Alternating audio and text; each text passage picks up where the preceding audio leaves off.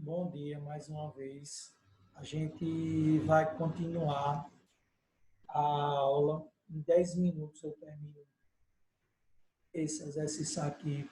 Essa é a parte do assunto 6. A segunda parte aqui da Guerra Fria. Termino com vocês. Quando for o resto do tempo é para a gente fazer o exercício, ok? Então veja só.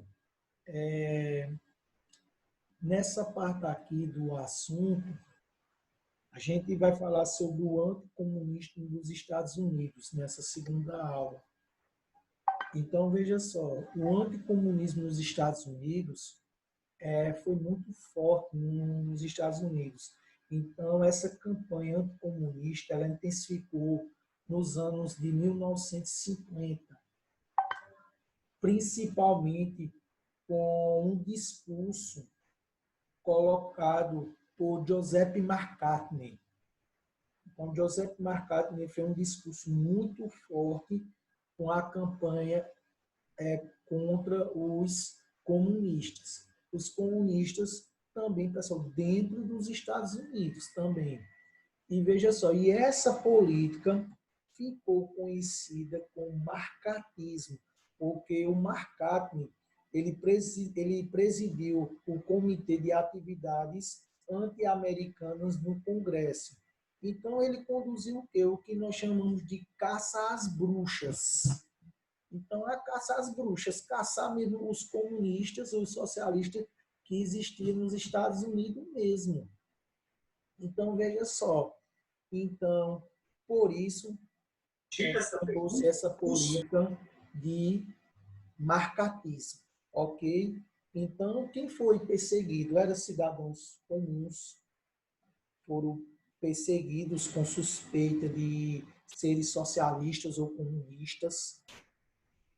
Pessoas eram presas, demitidas de emprego público, por exemplo, eram proibidas de trabalhar, eram interrogadas, muitas quais eram transmitidas pela televisão, esses interrogatórios, para vocês terem uma ideia, eram transmitidos pela televisão.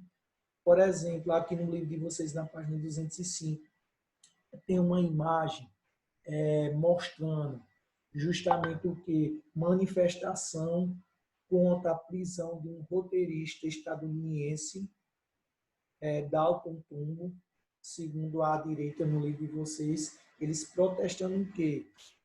Que ele foi preso, tá entendendo? Outros profissionais foram presos da indústria e Hollywood, muitos artistas, muitos diretores foram presos. Eles tinham o quê? Uma lista negra de Hollywood. As pessoas que eles achavam que eram o quê? Contrárias aos Estados Unidos com essas ideias. Veja só, a União Soviética também, por outro lado, a União Soviética também fez perseguições, viu? Prendeu pessoas, por exemplo, havia as Gulag. O que eram as Gulag? Era campos de prisioneiros, principalmente prisioneiros o quê? Políticos, inimigos políticos. Então, era uma expressão russa que em português significa Administração Geral dos Campos. Foi criado as Gulag desde a época do czar, do imperador russo.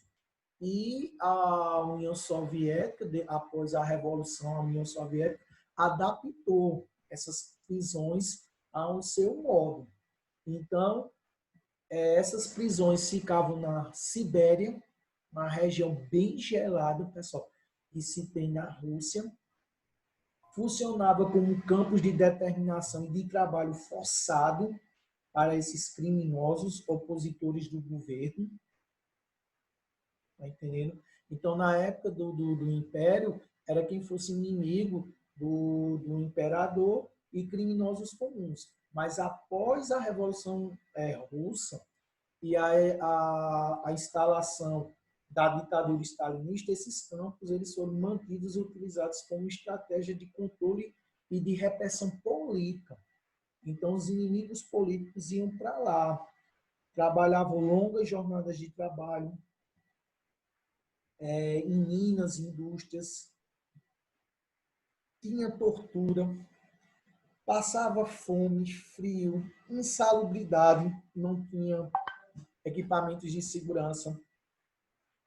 Muitos deles morreram, minha gente. Então, estima-se que na ditadura do governo Stalin, que foi quase 30 anos, 29 anos, assim a gente pode colocar, 10 milhões de pessoas foram presas, levados para Gulag, nos quase 30 anos de governo de Stalin.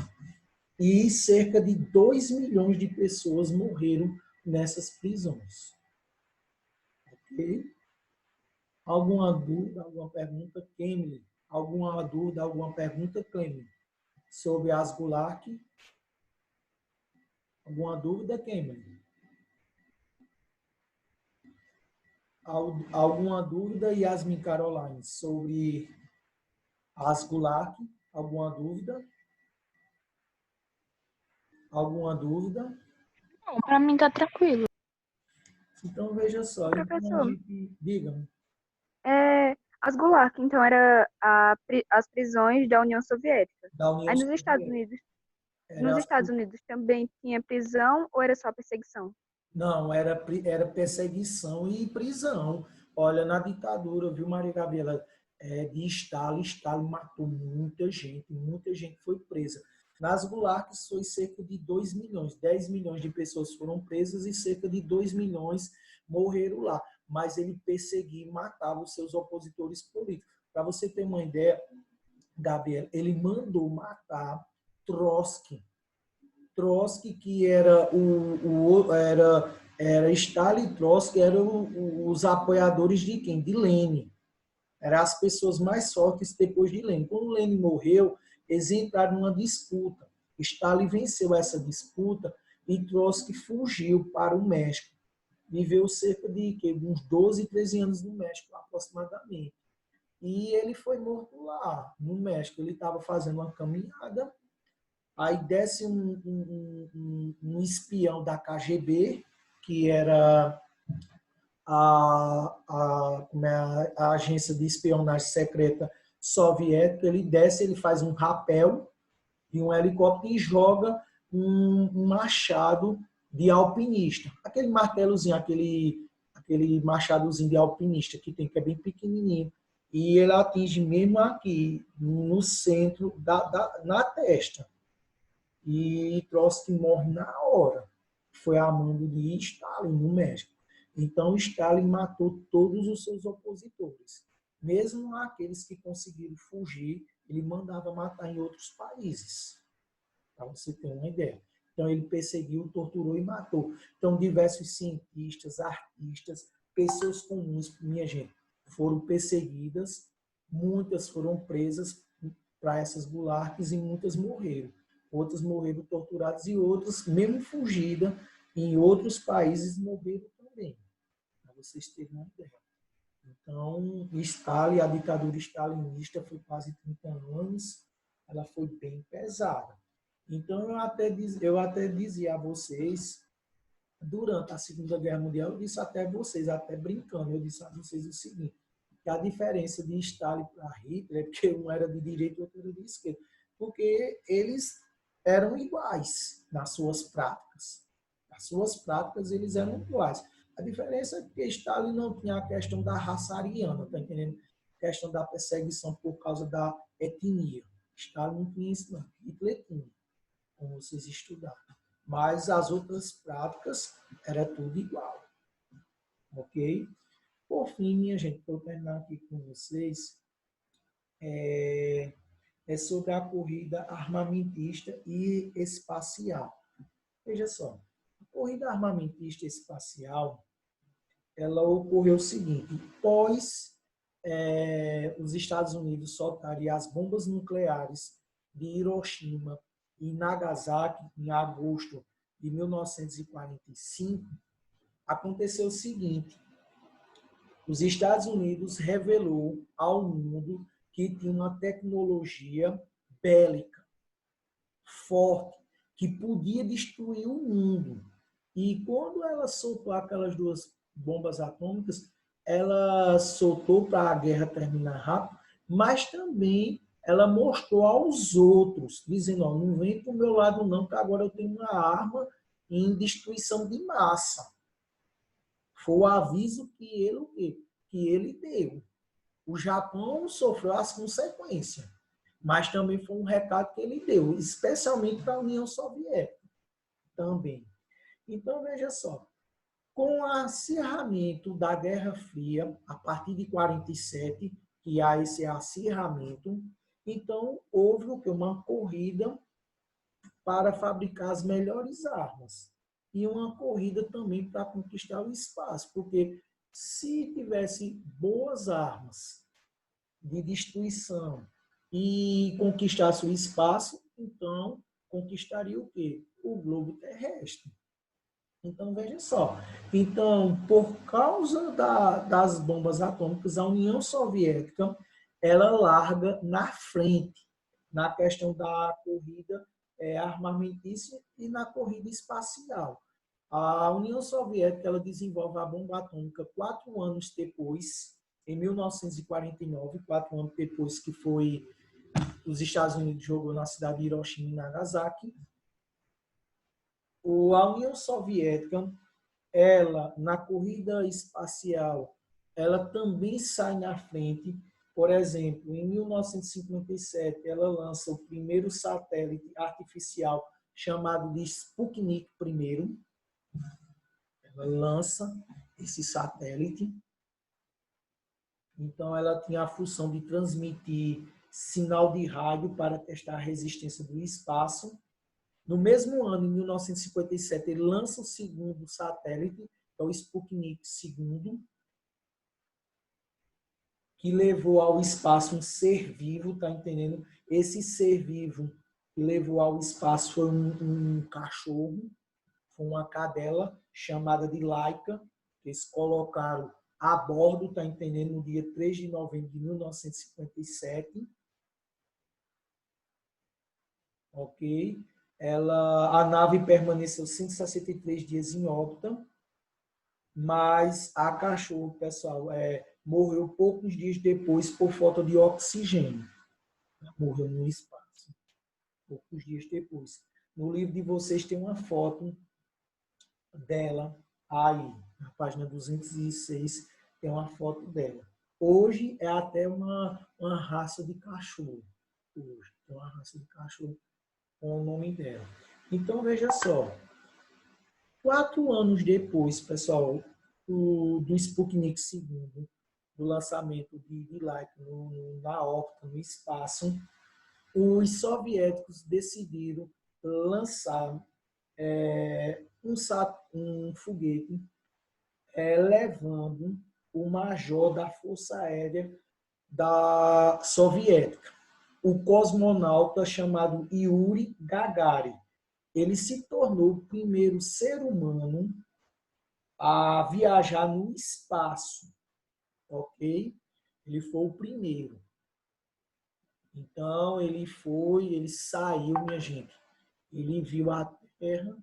Quando ele viu a Terra de fora dela, ele disse a seguinte frase: a Terra é azul, para se comunicar com a base. Mas ele voltou vivo, ele deu uma volta no planeta Terra no espaço e depois retornou vivo. Ele não morreu. Então, na nave espacial chamada Vostok I, só tinha um tripulante, que era esse cosmonauta chamado Yuri Gagarin. Então, ele disse, a Terra é azul. Os Estados Unidos, quando viu isso, os Estados Unidos ficaram loucos da vida, porque a União Soviética estava anos-luz na conquista do quê? Do espaço. Então, os Estados Unidos correram. Então, em 1961, os Estados Unidos lançam os primeiros satélites. Em 1959, antes do lançamento dos primeiros satélites, em 1959, os Estados Unidos funda a NASA, que é a Agência Espacial Norte-Americana. Ela é criada. Depois, os Estados Unidos lançam satélites e, com a criação da NASA e depois dessa conquista que os soviéticos tiveram, os Estados Unidos faz o audacioso plano Missão Apollo. O que era a Missão Apollo? Era justamente o quê? Conquistar a Lua. Chegar o quê? Na Lua. Então, em 1969, a missão do Apollo 11, carregado por 3 tripulantes astronautas dos Estados Unidos, liderada por Neil Armstrong, ele pisou no solo quê? Lunar. Então, a chegada da nave estadunidense à Lua também pôs o fim o quê? A década da hegemonia soviética em relação ao espaço. Então, os Estados Unidos também tinha tecnologia para mandar o homem ao espaço. E esse Neil Armstrong, ele disse a seguinte frase: ele pisa no solo lunar e diz, um pequeno passo, uma pequena pegada de um ano, mas um grande passo para a humanidade. O feito que ele estava o quê? Fazendo. Ok? Alguma dúvida, minha gente? Alguma pergunta sobre essa corrida armamentista e a corrida espacial? Alguma pergunta? Alguma pergunta, Giovana? Alguma pergunta, Kemily, sobre essa parte aqui? Alguma pergunta, Gabriela, sobre essa parte aqui? Acho que não, deu para entender bem direitinho. Pronto, veja só. Eu quero que vocês coloquem o nome de vocês nessa segunda aula aí, que é a segunda chamada, no chat. Vocês coloquem a série, vocês colocam o nome de vocês, ok? Veja só. Para eu finalizar aqui com vocês, quando vocês estiverem colocando o nome no chat. Olha, a Guerra Fria também, ela se expandiu para os esportes. As Olimpíadas também, minha gente, elas foram palcos de disputas ideológicas entre Estados Unidos e União Soviética, viu? Por causa de quem ganhava mais medalhas de ouro. Então, haviam palcos, minha gente, de Guerra Fria dentro das Olimpíadas. Então, isso iniciou-se em 1952, nas Olimpíadas de Helsinki, que é a capital da Finlândia. Então, de Helsinki, de 1952 até 1988, que foi na Coreia do Sul, em Seul. Então, essas Olimpíadas, nessas datas todinhas, minha gente, todas elas tiveram essa disputa ideológica na Guerra Fria. Então, os Estados Unidos e a União Soviética, eles lutavam para ver quem ganhava mais medalhas de ouro. Então, veja só, para vocês terem uma ideia, chegou até um boicote deles nos anos 80. Por exemplo, na década de 80, teve as Olimpíadas de Moscou. Em 1980, os Estados Unidos boicotou essa Olimpíada, junto com os países capitalistas. Alguns países capitalistas boicotaram as Olimpíadas de Moscou de 1980. A União Soviética deu um troco 4 anos mais tarde, porque em 84 foi as Olimpíadas em Los Angeles, nos Estados Unidos. Então, a União Soviética e 17 países do bloco soviético também boicotaram o quê? Essa Olimpíadas, não participaram dessas Olimpíadas. Então, nos esportes, havia muito essa disputa entre eles, ok? Aí na página 207, minha gente, aí tem os símbolos, né? Tem o símbolo dos Estados Unidos, que é a águia Sun, que foi o mascote das Olimpíadas de Los Angeles, e na União Soviética, o urso Misha, que foi o símbolo, o mascote das Olimpíadas de Moscou, ok? durante a Guerra Fria. Então, todos colocaram o nome aqui no chat, pessoal, da chamada. Colocaram todos o nome.